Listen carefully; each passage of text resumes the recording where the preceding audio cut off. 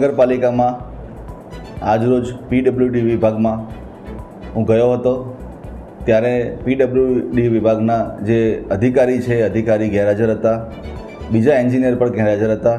બંને કેબિનના અંદર કોન્ટ્રાક્ટરો પોતાનો અડ્ડો જમાવીને તે શાંતિથી ત્યાં એસી ચાલુ કરી, પંખા ચાલુ કરીને બેઠા હતા.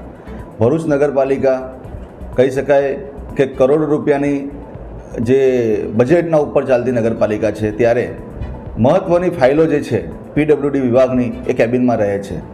અસંખ્ય ભ્રષ્ટાચારની ફરિયાદો આ વિભાગમાં થયેલ છે.